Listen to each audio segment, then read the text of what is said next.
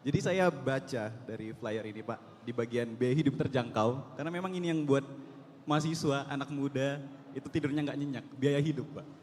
Gitu. Jadi di sini ada dapat hunian dengan bunga KPR flat 5% di tengah kota. Dapat hunian dengan KPR flat 5% di tengah kota. Merupakan angin segar bagi kami Pak, karena beberapa bulan yang lalu, beberapa tahun yang lalu, ada narasi dari Ibu Menteri Keuangan, Bu Sri Mulyani, bahwa milenial itu susah untuk dapat hunian. Jadi misi ini merupakan angin segar bagi kami, tapi ini mengingatkan saya pada program kerja Bapak di DKI Jakarta dulu sebagai gubernur, itu DP 0 rupiah. Nah pertanyaan saya nih Pak, bagaimana Bapak menjamin kalau program ini dapat terlaksana, tidak seperti yang terjadi sebelumnya, di mana DP 0 ini dari targetnya 200.000 kemarin yang Bapak janjikan, itu sekarang menjadi 10.000, turun 95%. Tentunya kami gak mau 68 juta pemuda kecewa karena targetnya itu tiba-tiba turun nanti. Cuma yang dapat cuma 8 juta nantinya dari 68 juta. Itu gimana cara Bapak menjamin hal ini tidak terulang? Begitu Pak, terima kasih. Yang pertama, angka itu hoax. Kecuali Anda bisa membuktikan bahwa itu benar. Oke?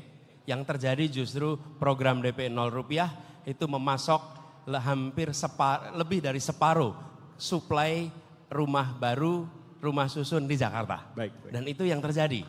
Jadi saya sering sampaikan, saya tidak meminta Anda menyukai saya tidak minta Anda memilih saya hanya minta Anda jangan menggunakan hoax dalam menilai apa yang saya kerjakan. Okay?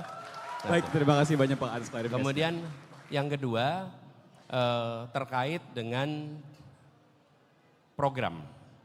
Kenapa KPR ini harus direform?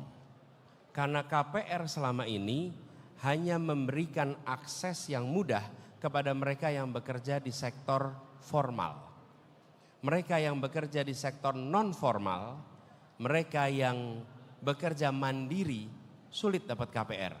Saya beri ilustrasi, bila Anda punya usaha sendiri dan dapat penghasilan sebutlah 10 juta sebulan, lalu Anda atau kemudian ada orang lain yang bekerja di perusahaan punya kontrak penghasilannya 10 juta sebulan, ketika mengajukan KPR yang dapat yang mana?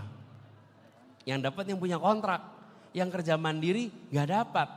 Nah, karena itu kami akan melakukan perubahan aturan-aturan sehingga warga yang kerja mandiri, warga yang kerja informal dan non formal bisa mengakses KPR.